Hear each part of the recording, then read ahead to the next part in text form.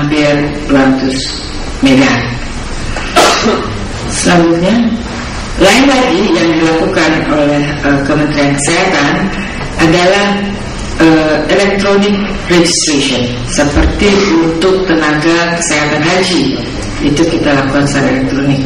Untuk pendaftaran capek, tapi yang kemarin ini masih separuh-separuh nih, elektroniknya masih separuh-separuh, karena mendaftarnya saya lihat ini mendaftarnya secara elektronik, habis itu sudah datang ambil nomor ujian. Jadi gimana sih? Jadi belum sepenuhnya, itu juga saya minta maaf. Nanti tahun depan diperbaiki sehingga orang datang itu bisa langsung ujian. Enggak sekarang datang ambil nomor ujian, jadi nomor pendaftaran secara elektroniknya lain sama nomor ujiannya. Kita tuh harus dibantu itu Bu Jane supaya nggak separuh-separuh begitu. Kemudian juga yang menjadi cita-cita kita adalah telemedicine, ya, untuk konsultasi diagnostik dan sebagainya. Saya kemarin ke FK4 dan RSHS itu didemonstrasikan, mereka sudah melaksanakan itu dengan rumah sakit daerah, ya, jadi konsultasi langsung ke guru-gurunya di RSHS. Ya, ini yang juga akan dikembangkan. Papua mulai mengembangkan itu sekarang untuk Diknas, apa namanya, apa itu ya, lupa saya. E-learning, ya, e-learning.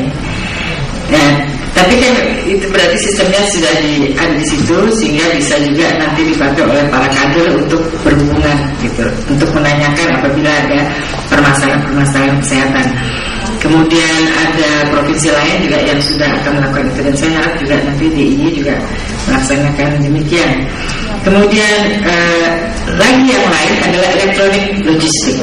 Jadi sekarang persoalan obat di daerah kurang, vaksin di daerah kurang, padahal di provinsi masih numpuk di gudang, itu merupakan persoalan klasik. Kalau ini semuanya terbuka, secara elektronik bisa lihat siapa punya apa gitu, saya harapkan ini akan bisa semacam debottlenecking, ya, jadi menembus persoalan-persoalan tersebut. E-health ini bisa untuk pelayanan kesehatan perorangan, bisa untuk masyarakat, bisa juga untuk penyelenggaraan administrasi kesehatan. Yang perorangan tadi di rumah sakit, puskesmas, laboratorium, apotek, praktek swasta, ini dapat dilakukan untuk mempercepat layanan kesehatan serta meningkatkan efisiensi penyelenggaraan pelayanan, yang pada gilirannya akan meningkatkan kualitas dan keterjangkauan pelayanan, terutama keterjangkauan itu, ya. Kemudian bisa juga untuk pelayanan kesehatan masyarakat, karena ini kita mampu mengamati kejadian penyakit dari hari ke hari, dan juga secara cepat dapat mengantisipasi kemungkinan terjadinya kejadian luar biasa seperti diare dan sebagainya. Ada suatu sistem yang dulu kita punya, kita terapkan di 9 rumah sakit, itu yang saya harapkan nanti akan hidup kembali ini, e-wars,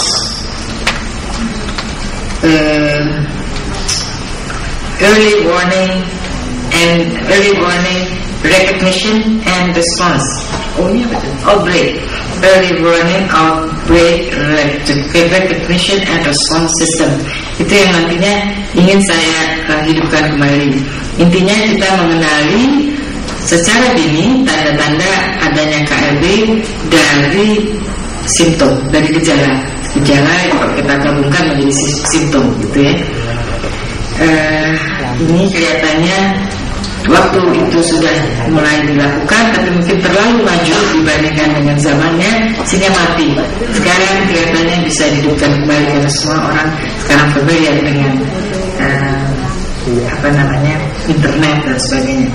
Kemudian untuk penyelenggaraan administrasi kesehatan ini akan bisa lebih mengefisiensikan penggunaan sumber daya kesehatan karena kita bisa pantau secara bersama.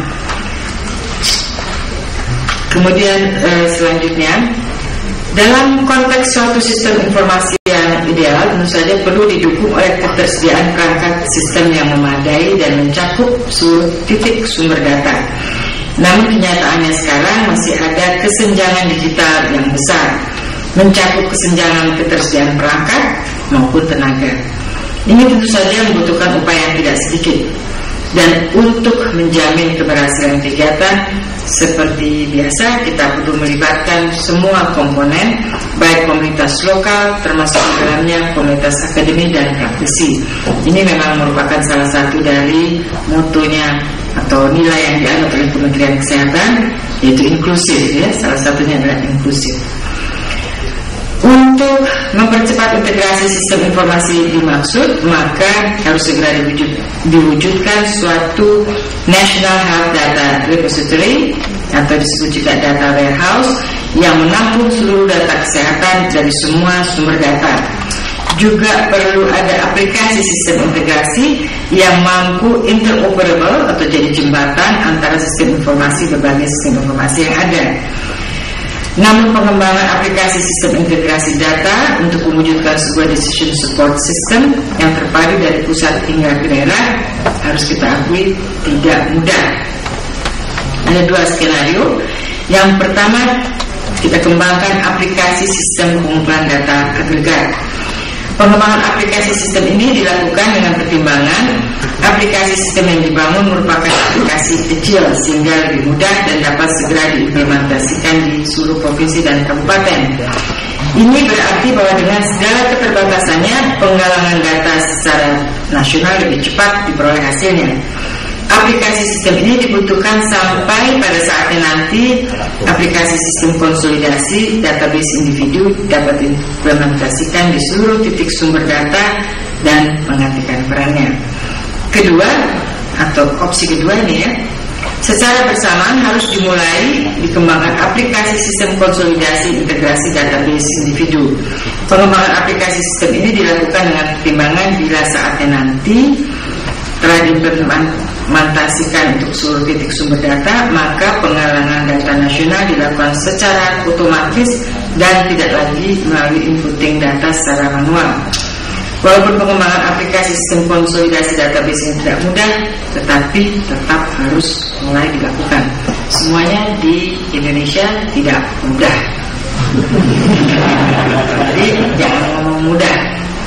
Juga saya belum lama ini ke Paris menghadiri suatu pertemuan Menteri Kesehatan. Dia Menteri Kesehatan negara maju dari OECD. Indonesia bukan anggota, tapi sebagai semacam pengamat begitu ya. Nah, ternyata Menteri Kesehatan itu dia dari Amerika, dari Australia, Kanada itu ngomongnya juga kamu kekurangan dana. Saya yang pikir dananya dia besar gitu Pak. Itu padahal mereka itu pembiayaan kesehatannya itu sudah ada yang 7% dari GDP, ada yang 10%. Kita kan 2 sekian persen gitu. Dia juga kurang. Judulnya pertemuannya itu adalah Healthcare System When Money is Tight. Terus saya suruh ngomong, saya bilang in Indonesia money in health sector is always tight. Nggak pernah cukup gitu. Nah, tapi kita juga lihat ya, walaupun seberapa banyak uangnya begitu sudah sampai